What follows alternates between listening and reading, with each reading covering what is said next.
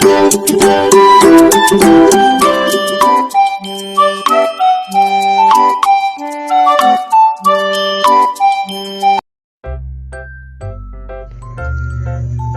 mga bata, ani na po si Teacher Sabina, ang inyong online teacher.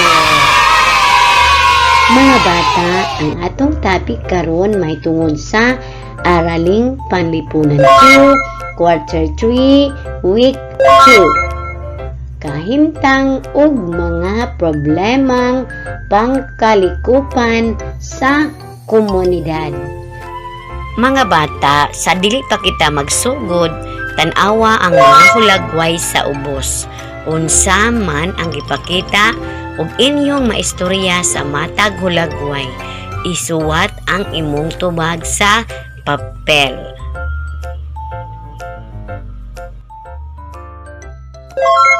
Pagputol og kahoy, maayo ba na mga bata? Dili kay makadaot sa palibot.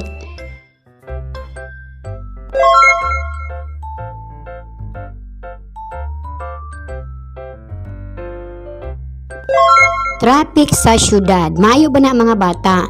Dili kay makalangan sa trabaho o maka-polusyon sa hangin tungod sa daghang sakyanan.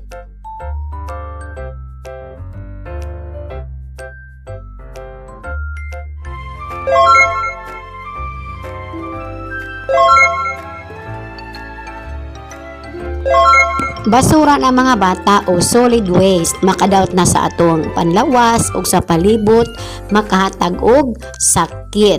Tama ba? Tama.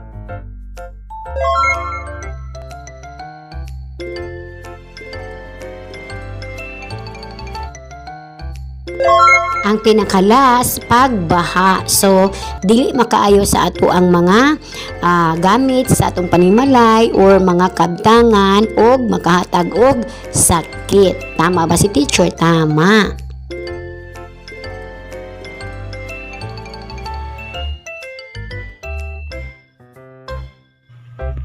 Mga bata, pinaagi sa hulagway. Ana-ana kamoy ideya unsa ang atong topic karon. Maunay atong problema sa atuang kalikupan o sa atong palibot sa atong komunidad. Atong katunan ang kahimtang sa kalikupan sa atong komunidad sa miaging panahon adunay daghang kalahian kung ikumpara karon. Kung pangutan-o nato ang mga katigulangan, mas gusto nilang mubalik sa ilang panahon kaysa panahon nato karon. Kaniadto masinati nga walay traffic. Hinlo ang palibot. Daghan ang mga kahoy ug dili kayo daghan ang mga tawo. Apan karon traffic na kaayo, di ba mga bata? Daghan ang mga basura nga makita sa sapa, dagat ug mga kanal. Gipamutol ang mga kahoy. Kasagaran adunay pagbaha ug landslide. Kung muulan ug midaghan usab ang populasyon. Sa matag kabaguan ug kalambuan sa komunidad aduna kini kauban nga epekto sa kalikupan ug mao kini ang nahitabo nato karon. Di ba mga bata? Tinuod mga bata.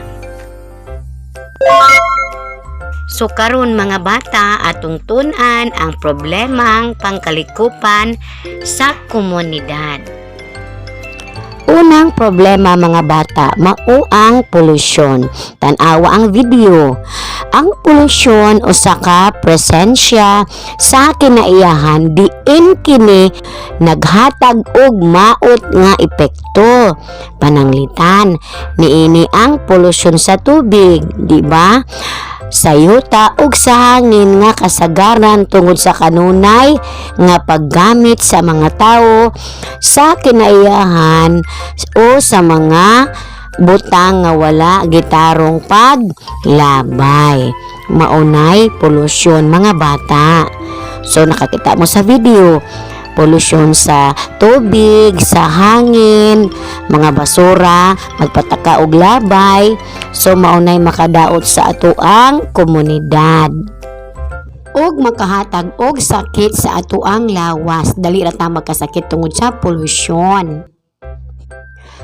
Mga bata, ang sunod nga problema ang problema sa solid waste.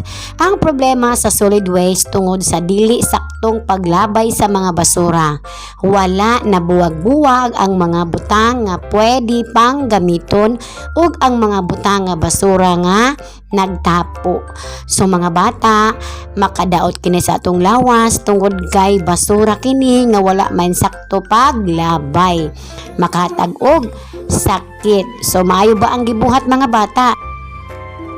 So mga bata, dili maayo ang paglabay og pataka sa mga tibuok nga mga basura. Pero kana nga video mga bata na giayo ang mga basura, giplastar, unsa pa man gisegregate, so gihimo og mapuslan pa ang uban. So angay gayon natong ampingan ang mga basura, ilabay sa insaktong labayanan para dili kita magka-sakit. Sunod nga problema mga bata, ang ikatulo, ang deforestation. Unsa na teacher? Ang deforestation usa ka problema sa kinaiyahan sa komunidad diin mugamay ang kadaghanan sa mga kahoy. Nahitabo kini tungod sa kanunay nga pagputol sa mga kahoy ug wala usab napulihan og tanom ang mga gipamutol nga kahoy. So maunay deforestation mga bata. Kini makahatag kini kadaot sa tong palibot kay mga matay ang mga hayop. So unsa pa makadaot sa yuta, mawala yang tambok. So dako kaayo kadaot sa atong palibot ug sa mga katawhan ang deforestation. Og pagbaha, nganuman wala na musupsup og tubig, ang mga kahoy mo musupsup og tubig. Unsa pa? So landslide pod mga bata. Ang ikaapat nga problema, pagkadaot sa yuta. Ang pagkadaot sa yuta resulta kini sa kakulang sa kahoy sa mga basurang gilabay niini, sa polusyon ug uban pang mga problema sa kalikupan. So mga bata, di ba, luoy ang atong palibot kung ang atong yuta magkadaot tungod sa mga polusyon ug mga basura niini. Ang ikalima nga problemang pangkalikupan ang kaingin system. Unsa nang kaingin system, teacher? Ang kaingin system o kaingin mao ang pagputol o pagsunog sa mga kahoy sa kalasangan aron makahimo og uling, aron tamnan ang yuta o tukuran o balay o komersyal nga tinukon. So maunay buot ipasabot mga bata sa kaingin system. Pamutnon ang mga kahoy tungod sa kabaguhan sa ato ang komunidad, magtukod og mga komersyal nga mga pasilidad, magtukod og mga building. So luoy ang atong mga kakahoyan, mao na hinungdan ang atong palibot makabaton og mga sobra nga kainit tungod kay mawad-an kita og kahoy. Ang mga problema sa kalikupan adunay dakong epekto dili lamang sa mga tao kundi apil usab ang mga tanom, mananap ug uban pa. Ang polusyon dili lamang makaapekto sa kahimsog sa tao apan usab sa mga bahandi sa kinaiyahan. Ang problema sa solid waste makaapekto usab sa kahimsog sa mga tawo, makadaot sa tipo ug kalidad sa yuta ug makadaot sa mga isda ug mga kapanguhaan sa tubig. Pwede kining moresulta sa sakit ug pagbaha. Ang deforestation o pagputol og kahoy aduna usab dakong epekto. Mao kini ang hinungdan sa pagbaha ug pagdahili sa yuta tungod kay wala nay ugat nga mosuyop sa tubig kung maulan ug wala nay ugat nga mosangga sa yuta kung mohumok kini tungod sa ulan. Wala usab na mapuy-an sa mga langgam ug mananap nga anaa sa kalasangan. Mas mainit ang temperatura tungod kay wala nay mga kahoy. Sa pagkadaot sa yuta, makaapekto sa mga tanom ug sa ecosystem tungod kay nadaot ang tipo o kalidad sa yuta. Mao nga lisod ang pagpatubo sa mga tanom. Mga bata, ang kaingin system sad makaapekto sa palibot tungod kay gipugngan niini ang pagtubo ug pagdako sa mga kahoy ug ang aso sa pagkasunog makaapekto sa ozone layer. So maunay epekto sa kalikupan kung dili nato tarungon ang atong mga palibot. Mga bata, tanang problema adunay solusyon. So, makapabalaka ang mga problema sa kalikupan nga giatubang sa komunidad kung dili kini matagaan nga igo nga pagtagad. Pwedeng mo grabe pa ang sakit ug uban pang epekto nga dala niini. Importante nga masolusyonan ang mga problema sa kalikupan sa komunidad sa pinakadali nga panahon. Mao kini ang mga pwedeng buhaton nato para masolusyonan ang mga problema sa kalikupan. Una, magtanom og mga kahoy og tanaman. Tanawang video mga bata, ang mga giputol nga mga kahoy kinahanglan pulihan og mga bag-ong tanom. O di ba mga bata, sa video nananom sila balik og kahoy kay ila man ang gikuhaan og kahoy, so angay pod pulihan. Aduna na po ilaing motubo nga bag-ong kahoy. Tama ba? Tama. Sunod nga solusyon mga bata, likayan ang pagsunog sa mga kahoy sa mga kalasangan. Tanawang video mga bata, nasunog ang kalasangan, so dili maayo ang epekto nga numan. Daghang mga madaot nga mga mamatay nga mga hayop ug ang mga tao usab mga bata.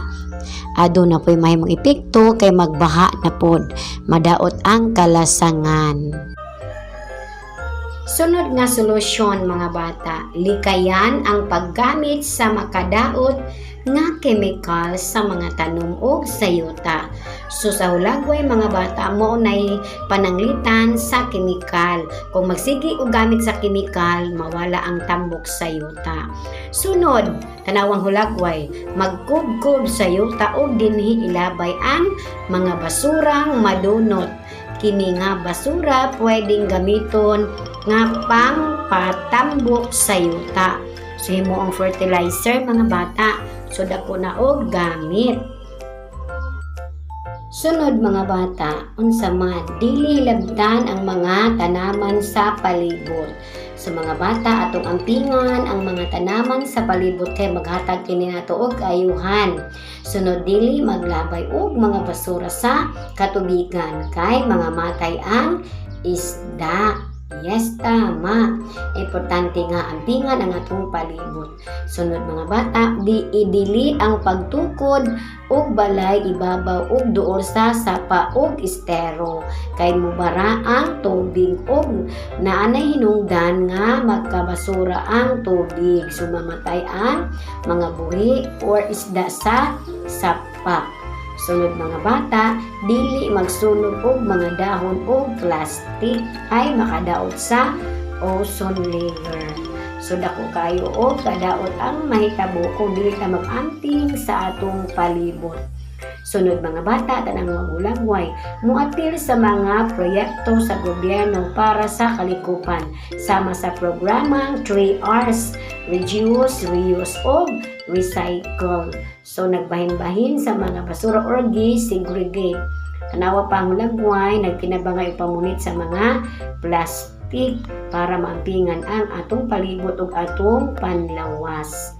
Importante mga bata ang pag-segregate sa basura. Sunod, moapil sa mga organisasyon nga nag-atiman sa kalikupan kanang clean up drive mga bata. Makakita mo nang manglimpyo sa mga baybay, mo anay mga organisasyon nga nag-atiman sa atong palibot. Moapil tana mga bata. Sunod, sundon ang balaod mahitungod sa pag-atiman o pag-atiman sa kalikupan sama sa pagbuwag-buwag sa mga basura. Sunod mga bata, ang inyong buhaton, kabalo ko daghan mo nakatunan atong tubagon ang mga pangutana para mahibaw nato nga nakasabot kamo sa atong gihimong pantuon karon. Andam na ba? Tagaan mo na ko pila ka minuto para makabag.